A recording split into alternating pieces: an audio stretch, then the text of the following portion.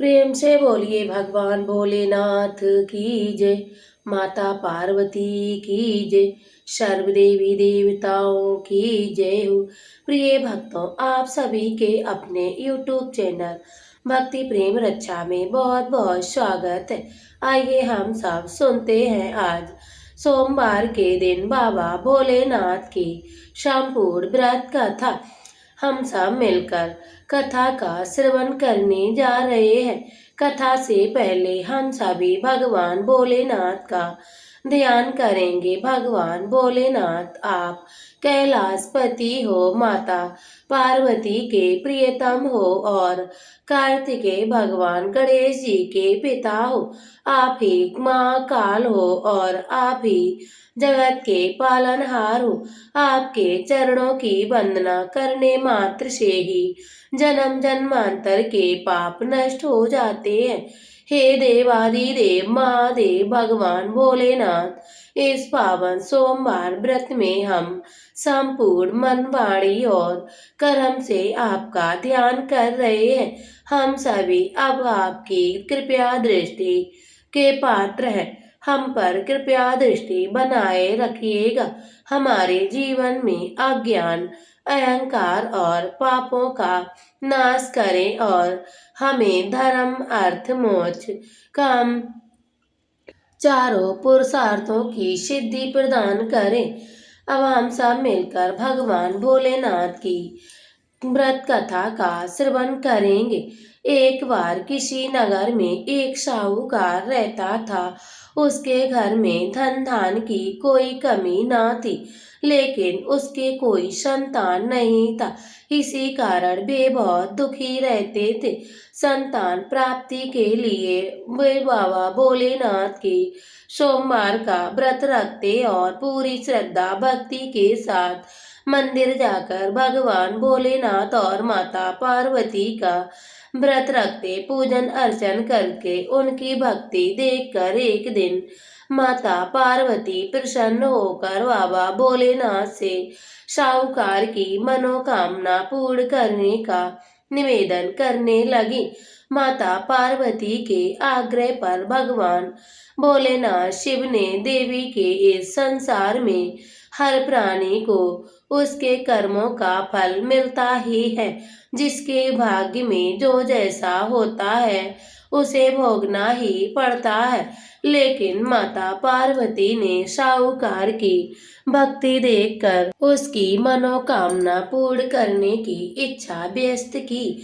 माता पार्वती के आग्रह पर भगवान भोलेनाथ शिव ने उन्होंने वरदान तो दे दिया, केवल 12 वर्ष तक ही जीवित रहेगा। माता पार्वती और भगवान भोलेनाथ शिव की इस संवाद को साहूकार सुन रहा था, इसीलिए उसे कोई खुशी ना हुई और ना ही कोई दुख हुआ। वह पहले की भांति भगवान भोलेनाथ शिव और माता पार्वती का पूजन अर्चन करता रहा।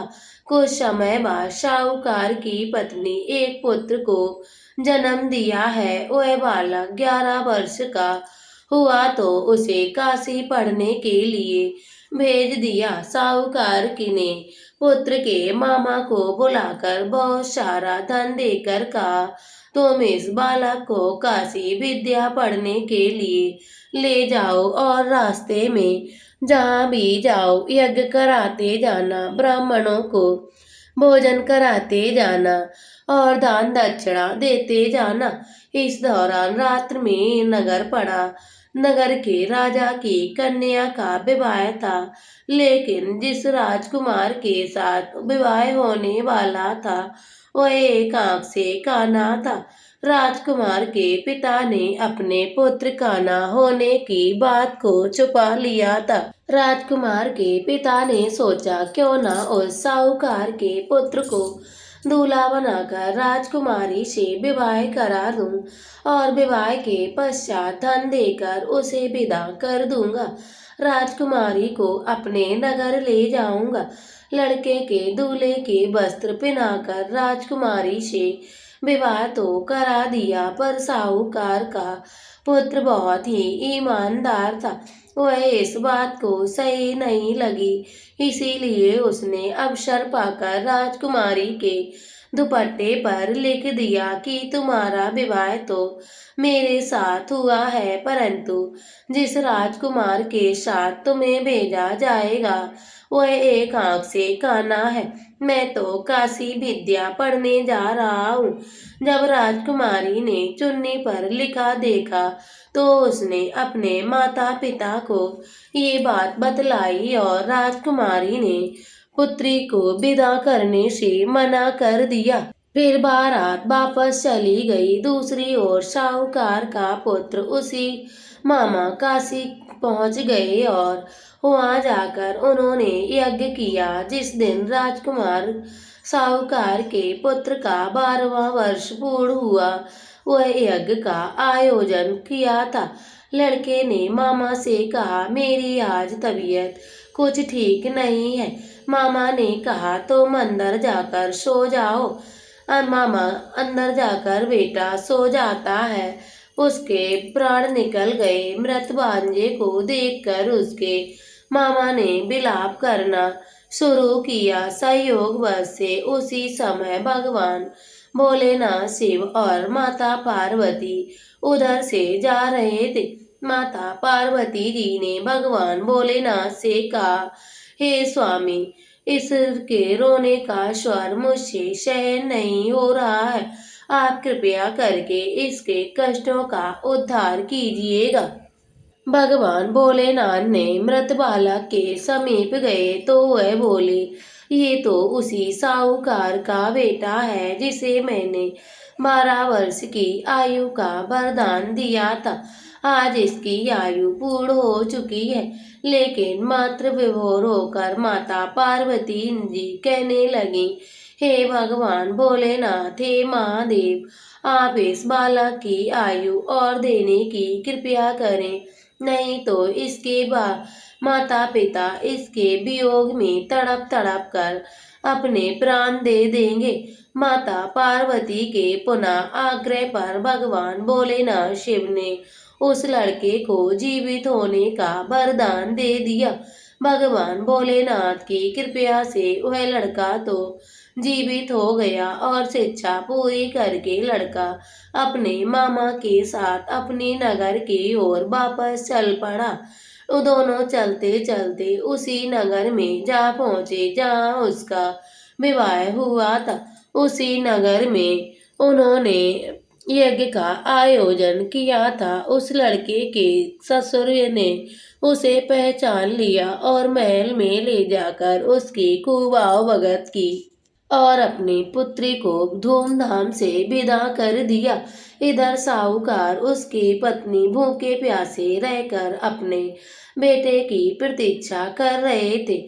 उन्होंने प्रण कर रखा था कि अगर उन्हें अपने बेटे की मृत्यु का समाचार मिलेगा तो वह भी अपने प्राण त्याग देंगे। परंतु अपने बेटे को जीवित पाकर वह बेहद बहुत प्रसन्न हुए। उसी रात भगवान भोलेनाथ शिव ने उन्हें वरदान दिया, हे सृष्टि, मैंने तेरे सोमवार के व्रत से और व्रत कथा सुनने से प्रसन्न होकर तेरे पुत्र को लंबी आयु प्रदान की है। इसी प्रकार जो कोई भी भक्त सच्चे मन से कथा को पढ़ता अथवा सुनता है उसके सभी दुख दूर हो जाते हैं और संपूर्ण मनोकामना पूर्ण होती है। सोमवार व्रत कथा संपूर्ण हुई तो प्रेम से बोलिए भगवान भोलेनाथ की जय, माता पार्वती की जय, सर्व देवी देवताओं की जय हो। प्रिय भक्तों, आइए हम सब पूर्ण समर्पण और सच्चे मन से भगवान भोलेनाथ से प्रार्थना करते हैं। हे नीलकंठ, हे भगवान, हे भोलेनाथ, आप भोले हैं, दयालु हैं, आशुतोष हैं। हमने जो कुछ भी पूजा और व्रत कथा का श्रवण किया है उसमें यदि कोई त्रुटि रह गई हो तो हमें क्षमा करें। हम अपने चरणों में अब चल भक्ति और जीवन में सच्ची समझ प्रदान करें, हमारे जीवन में अज्ञान, अहंकार और अधर्म का नाश करें। हे भगवान भोलेनाथ शिव, कहकर हम जीवन की राह पर चले, यही हमारा संकल्प है। ओम नमः शिवाय। सोमवार की व्रत की महिमा अमोघ है। जो भक्त सच्चे मन से इसका पाठ करता है, उसके जीवन में धन, वैभव, संतान सुख, वैवाहिक सुख और सभी मनोरथ की पूर्ति निश्चित हो जाती है। प्रिय भक्तों, अब हम आपको कर्म और अपने भगवान पर अटूट विश्वास रखने वाली एक बहुत ही प्रेरक कहानी का रसपान करेंगे। एक बार की बात है, देवताओं के राजा देवराज इंद्र ने किसानों से किसी कारण से नाराज होकर 12 वर्ष तक वर्षा न करने और 12 बरस तक फसल नहीं उगा सके। सारे किसान परेशान हो गए और व्याकुल होकर एक साथ देवराज इंद्र से वर्षा करवाने की प्रार्थना करने लगे। हे देवाधिदेव, हे इंद्रदेव, कृपया कीजिए, ऐसा मत करिए, कृपया हर वर्ष पर्याप्त वर्षा कीजिए। तब इंद्र ने कहा, यदि भगवान भोलेनाथ शंकर आपके डमरू बजा देंगे तो वर्षा हो सकती है। किसानों के बार बार विनती करने पर देवराज इंद्र ने किसानों को वो उपाय बतलाया, लेकिन साथ में गुप्त वार्ता करने भगवान भोलेनाथ से आग्रह कर दिया कि आप किसानों के समस्त बिल्कुल मत होइएगा। भगवान भोलेनाथ इधर किसान देवराज इंद्र के बताए उपाय अनुसार भगवान भोलेनाथ के पास पहुंचे तो भगवान भोलेनाथ शंकर उनसे कहने लगे, क्योंकि देवराज इंद्र ने उनसे पहले ही आकर सहायता मांग चुके थे। भगवान भोलेनाथ शिव ने कहा, किसानों, डमरू तो बजेगा लेकिन अभी नहीं। 12 वर्षों के बाद किसान निराश हो गए। तो किसान जब निराश हुए तो उन्होंने सोचा कि 12 वर्ष में अब कृषि तो होगी नहीं। खेत में अगर फसल उगाएंगे तो सूख जाएगी, व्यर्थ ही जाएगी, फसल भी नहीं उगेगी। तो इससे अच्छा है जब तक वर्षा नहीं होगी तब तक हम खेती ही नहीं करेंगे। उस दिन से किसान ऐसा भी था कि खेत में अपना काम करना नहीं छोड़ते। खेत वर्षा न होने पर बंजर हो चुके थे, धरती पर दरारें पड़ चुकी थीं, लेकिन वही किसान था जो नियमित रूप से पहले की तरह अपने खेत को जोतता, निराई गुड़ाई करता, बीज बोता और खाद भी डालता। वह सारा दृश्य देखकर गांव के किसान उसका मजाक उड़ाने लगे कि अरे भाई, अभी तो अगले 12 वर्षों तक कोई वर्षा नहीं होगी। ये बात तो तुम भी जानते हो कि भगवान भोलेनाथ शिव ने स्वयं कहा है कि 12 वर्षों के पहले तो डमरू बजेगा ही नहीं और वर्षा तक कभी हो सकती है। तब भगवान भोलेनाथ ने अपना डमरू बजाएंगे, तो ऐसे में तुम बारिश ना होने के बाद खेती क्यों कर रहे हो? इससे तुम्हारा समय भी बर्बाद हो जाएगा और तुम्हारी मेहनत भी बर्बाद हो जाएगी और तुम्हारा धन भी नष्ट हो जाएगा। लेकिन उस किसान ने पता था कि कहा, उस बाकी किसानों ने कहा, अब की यही बात सही है। मैं भी जानता हूँ कि 12 वर्षों तक फसल नहीं उगेगी, वर्षा नहीं होगी, लेकिन मैं काम तो केवल अपने अभ्यास के लिए कर रहा हूँ, क्योंकि अगर 12 साल तक हम खेती नहीं करेंगे, हल नहीं चलाएंगे, गुड़ाई निराई नहीं करेंगे तो खेती किसान के काम तो भूल ही जाएंगे और फिर मेरे शरीर की मेहनत करने की आदत भी तो छूट जाएगी। और खेती के काम में तो किसान को बहुत ही परिश्रम करना पड़ता है।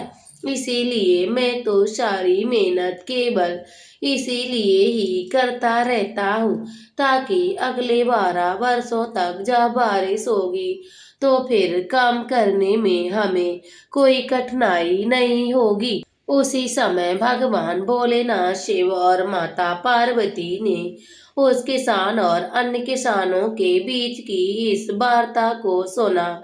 सारी बात को सुनने के बाद देवी पार्वती ने भगवान भोलेनाथ शिव से विनम्र स्वर से बोली, हे प्रभु, देखा आपने, ये किसान अपने खेत में परिश्रम इसीलिए कर रहा है ताकि ये लगातार 12 वर्षों तक वर्षा न होने के कारण कहीं मेहनत करना ना भूल जाए, कहीं हल चलाना ना भूल जाए, तो कहीं खेती किसानी का काम ही ना भूल जाए।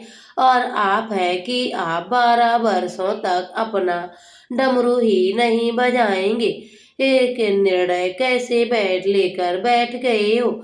कहीं ऐसा ना हो प्रभु कि इन 12 वर्षों के बाद जब आप डमरू बजाना चाहें तो आप डमरू बजाना ही भूल जाएंगे। तब माता पार्वती की बात सुनकर अब भगवान भोलेनाथ भी चिंतित हो गए। ये देखकर कहने लगे, डमरू बज रहा है या नहीं? उन्होंने अपना डमरू उठाया और उसे बजाने का प्रयास करने लगे।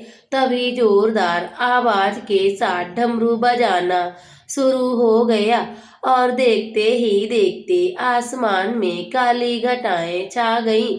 तेज बारिश शुरू हो गई और जो किसान अपने खेत में हर दिन नियम से काम कर रहा था, उसके खेत में भरपूर फसल आ गई, क्योंकि उसने अभी कुछ दिन पहले ही जुताई करके उसने अपने खेत में बीज बोए थे। वर्षा होने के कारण कुछ ही दिनों में उसके खेत में हरी भरी लहराती हुई फसल खड़ी हो गई और बाकी किसान जो केवल हाथ पर हाथ रखे बैठे थे, ये सोच रहे थे कि अगले दिन तो हम सबकी बात हुई थी, अब 12 वर्ष तो नहीं हुए, ये सब बात भली भांति पता है। ऐसे में सूखे खेतों में भला परिश्रम करना और अपना समय बर्बाद करने से क्या फायदा होगा? अब वे किसान पश्चाताप करने लगे और उधर उस किसान को अपनी फसल का भरपूर लाभ मिला। जो किसान अपने मन में सकारात्मक सोच लेकर बैठा था, तो ऐसा ही होता है, कभी कभी हम अपने जीवन में चल रही परेशानियों से बहुत ही परेशान हो जाते हैं। ये किसी काम के लिए मेहनत कर रहे होते हैं तो हमारी उस मेहनत का हमें फल नहीं मिलता है। हम लगातार काम करते जाते हैं, लगातार प्रयास करते रहते हैं, फिर भी जब मेहनत का फल नहीं मिलता तो फिर एक समय ऐसा भी आता है जब हम हार थक कर बैठ जाते हैं। लेकिन भगवान भोलेनाथ वही क्षण हमारे पूरे जीवन को बदलने वाले हो जाते हैं।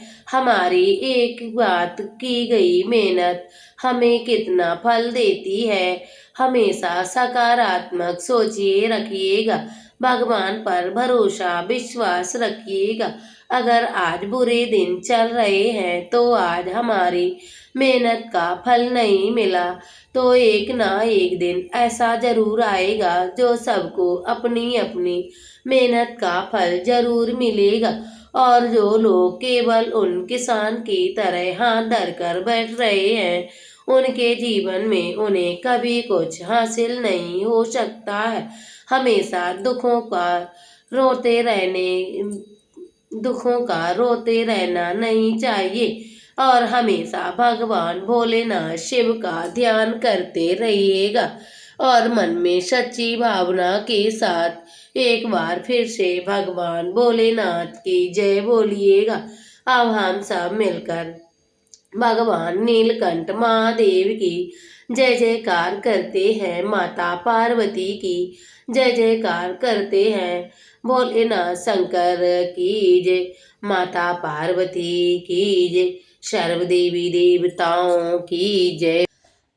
अब हम सब मिलकर भगवान भोलेनाथ की शिव चालीसा का पाठ करते हैं और आरती।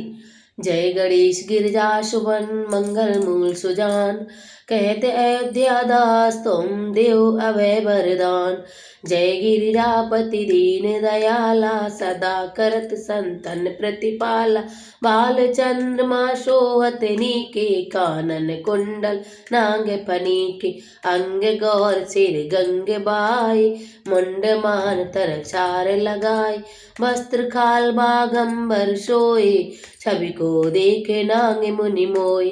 मैना मात की हबे दुलारी, बाम अंग सोहत छवि न्यारी। कर त्रिशूल सोहत छवि भारी, करत सदा शत्रुन क्षयकारी। नंदी गणेश सोए तय कैसे, सागर मध्य कमल है जैसे। कार्तिक श्याम और गणराहु, या छवि को कई जाते न काहू। देवन जबहि जाए पुकारा, तबहि दुख प्रभु आप निवारा। किया उपद्रव तारक भार, देवन सब मिल तुम्हि जुहारी। तुम सड़ानन आप पठाई, लव निवेश मई मार गिराई। आप जलंधर असुर संहारा, सुयश तुम्हार विदित संसार। त्रिपुरासुर सन युद्ध मचाई, सबई कृपा कर लीन बचाई।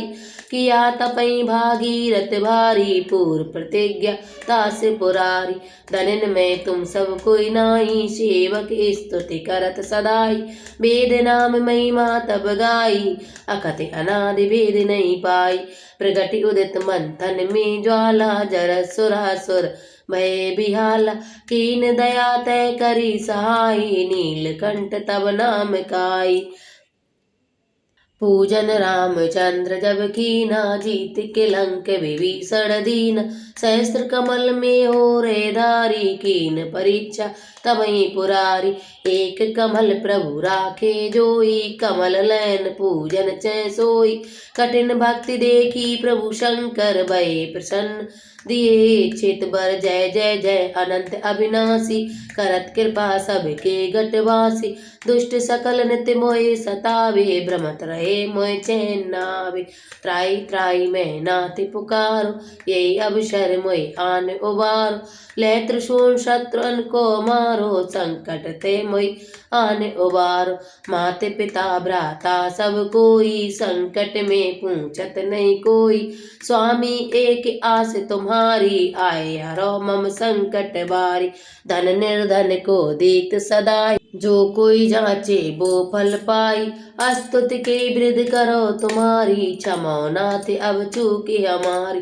शंकर हो संकट के नाशक, मंगल कारण बिंदु विनाशक। योगी यति मुनि ध्यान लगावे, नारद सारद शीस नवामि। नमो नमो जय नमः शिवाय, सुर ब्रह्मादिक पार न पाई। जो ये पाठ करे मन लाई, तापर होते शंभु सहाय। कृष्णारियाँ जो कोई हो अधिकारी, पाठ करे सु पावन हारी। पुत्र होन कर इच्छा जोई, निश्चय शिव प्रसाद ते होई। पंडित त्रयोदशी को लावे, ध्यान पूर्वक होम करावे। त्रयोदशी व्रत करे हमेशा, ताके तन्ने रहे कलेशा। धूप दीप नैवेद्य चढ़ावे, शंकर सम्मुख पाठ सुना। जन्म जन्म के पाप नसावे, अंत धाम शिवपुर में पावे। कहत अयोध्या दास तुम्हारी, जान सकल दुख हरो हमारी। नित ने मुठ प्रार्थी पाठ करो चालीस, और तुम मेरी मनोकामना पूर्ण करो जगदीश। मनसर छठे हे मंत्र तू, सम्मत 64 जान। स्तुति चालीसा शिवई, पूर्ण कीन कल्याण। बोलो भोलेनाथ बाबा की जय, माता पार्वती की जय, सर्व देवी देवताओं की जय हो। अब हम सब भगवान भोलेनाथ की आरती करते हैं। ओम जय शिव ओमकारा, प्रभु जय शिव ओमकारा। ब्रह्मा विष्णु सदा शिव, ब्रह्मा विष्णु सदा शिव, अर्धांगी दारा। ओम जय शिव ओमकारा। एकानन चतुरानन, पंचानन राजे स्वामी पंचानन राजे हंसानन गरुड़ासन ब्रजवाहन साजे। ओम जय शिव ओमकारा एकानन चतुरान पंचानन राजे हंसानन गरुड़ासन ब्रजवाहन साजे। ओम जय शिव ओमकारा दो भुज चारु चतुर्भुज दस भुज अति सोहे स्वामी दस भुज अति सोहे तीनों रूप निरखता त्रिभुवन रूप निरखता त्रिभुवन जन मोहे। ओम जय शिव ओमकारा अक्षय माला बल माला मुंडे माला धारी स्वामी मुंडे माला धारी त्रिपुरारी कंसारी वर माला धारी। ओम जय शिव ओमकारा श्वेतांबर पीतांबर बाघांबरे अंगे सनकादिक ब्रह्मादिक भूतादिक संगे। ओम जय शिव ओमकारा कर में मध्य कमंड चक्र त्रिशूल धरता स्वामी चक्र त्रिशूल धरता जगे करता जगे हरता जग करता जगे हरता जग पालन करता। ओम जय शिव ओमकारा ब्रह्मा विष्णु सदा शिव जानते अविवेका स्वामी जानते अविवेका प्रणवाचर के मध्य ये तीनों एका। ओम जय शिव ओमकारा त्रिशूल स्वामी जी की आरत जो कोई नरे गावे स्वामी प्रेम सहित गावे कहत शिवानंद स्वामी भजत हरि हर स्वामी सुख संपत पावे। ओम जय शिव ओमकारा प्रभु जय शिव ओमकारा। बोलो भोलेनाथ बाबा की जय माता पार्वती की जय सर्व देवी देवताओं की जय हो। प्रिय भक्तों अब हम सब मिलकर भगवान भोलेनाथ की जय जयकार करते हैं तो प्रेम से बोलिए भगवान भोलेनाथ की जय माता पार्वती की जय सर्व देवी देवताओं की जय हो।